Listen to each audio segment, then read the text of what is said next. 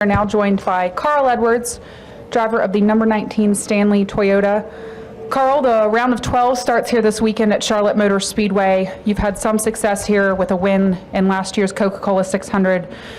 With the win in advance scenario, how important is it to find victory lane here this weekend with Kansas and Talladega remaining in round two? Somebody's going to leave here really happy. I hope it's me. This is,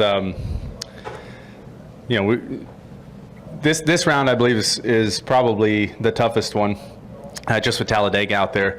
And these mile and a halves, it's so competitive right now. We saw it with the first round. You'd think that, making the 12 out of 16 would be easy. It was actually, it was a pretty good battle there. So, we hope to get a victory here. We had a pretty good car. The car felt really well, or felt really good.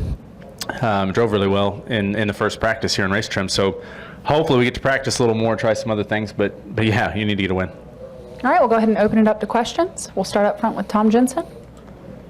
Hey, Carl. Tom Jensen, FoxSports.com.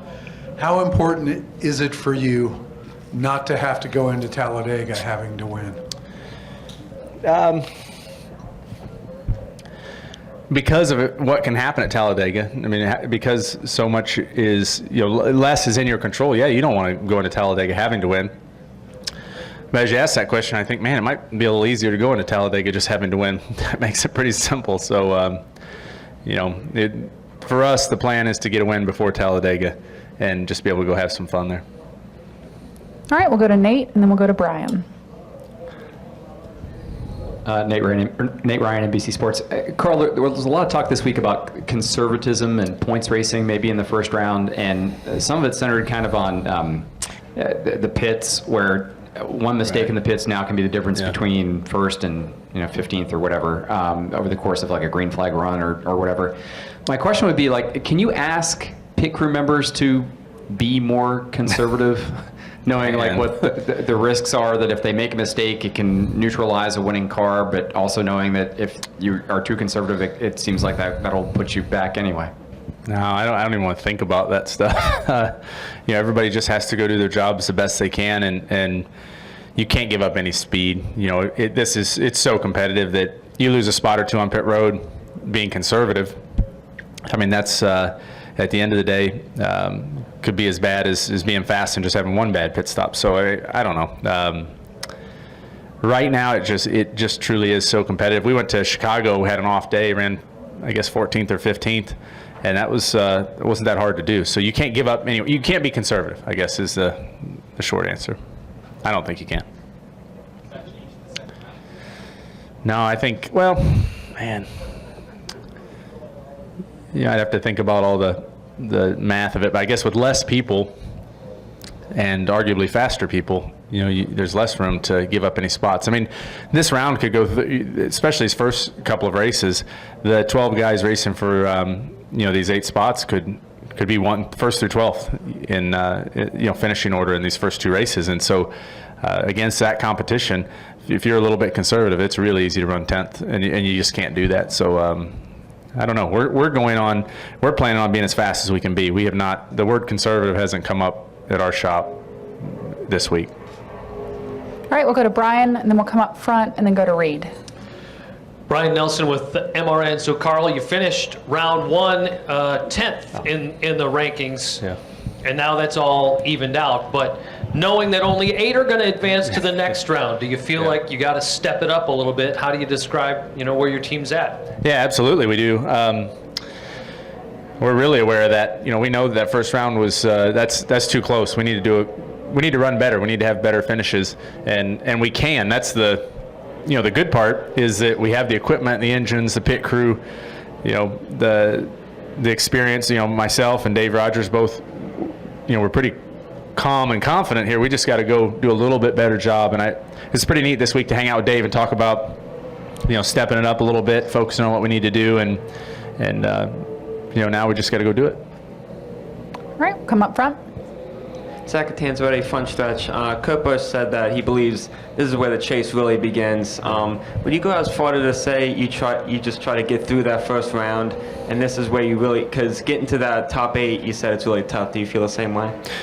I agree with that. I think that you're going to see these 12 guys really step it up it's every lap of practice, every pit road entry, every pit road exit, every restart. You have to step it up. You have to get every point you can. And we talk about Talladega a lot, but you can lose a lot of points at these places or gain a lot of points by being on your game and making things happen. So yeah, it's going to be intense. I think it just feels to me, I said it at Chicago on our media day, it feels like this chase is more competitive. It feels like it's going to be tougher, and yeah, I agree, it starts now.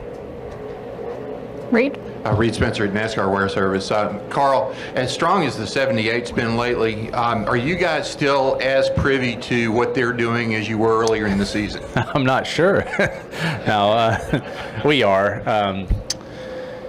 If we didn't know, what engines and chassis and setups those guys had, it'd be really easy to say they've got something. They've got something special that we don't have. But knowing what they have and knowing what they're able to do with it, that's a motivator. And I've been telling people this week, I really believe you're going to see the other four JGR cars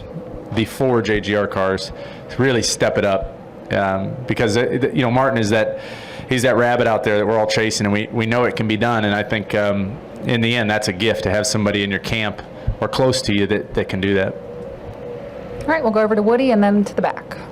Woody Kane with MRN. Carl, looking ahead to next week, I'm just curious if you could describe, not that every weekend's not crazy, but with the swirl of the chase and it being your home track, how insane that's going to be for you next week. Yeah. It's a really cool week for me to go to Kansas, and I've already got a lot of people talking about coming and watching the race, people that I know and people that have helped me a lot. And so a win here would be great, because I go to Kansas and have a little more fun and hang out with people a little more. But a win there, like I've said a bunch, that'd be as big as a Daytona 500 for me. That place and the people there are so special to me. Hopefully we can get it done. All right, we'll finish up in the back.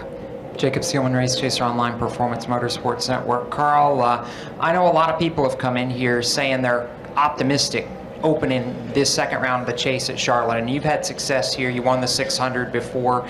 Is this a place that, for you is maybe more comfortable than, I know Kansas is your home track, but it always looks like you've performed well here. Is there something specific about here at Charlotte that you found that you've liked that's made you comfortable the last couple of years? I feel like I've had the gift of really great crew chiefs here. And this place is tough to manage throughout a night and throughout a race as it changes. So for me, I don't come here. This track doesn't feel any different. I don't have any more confidence here, but we've always been able to run well, and I really attribute that to some really great crew chiefs and calls that they've made. So I've got that right now with Dave. Plus, we've got the great cars, we've got the engines. We've got what it takes. So we just got to manage everything and go do it. I mean, it's a pretty cool thing that we're doing. I mean, it's everything we've always, all of us, all 12 of us right now are. It's the ultimate prize in motorsports, and we get to go fight for it. And I guess it's just, you say everybody's optimistic, I think, because we are, and it's fun, so hopefully we can get it done. All right, we actually have two more questions. We'll go to Mike in the middle and finish with Tom. Hey, Carl. Mike Solarte, Time Warner Cable News. The track at night in the 600, obviously you guys go day to night there. This is completely at night, and the temperatures are supposed to be down. How much faster is this surface here when it gets this cool? Because it's cool in May, but this is going to be, by comparison, cold.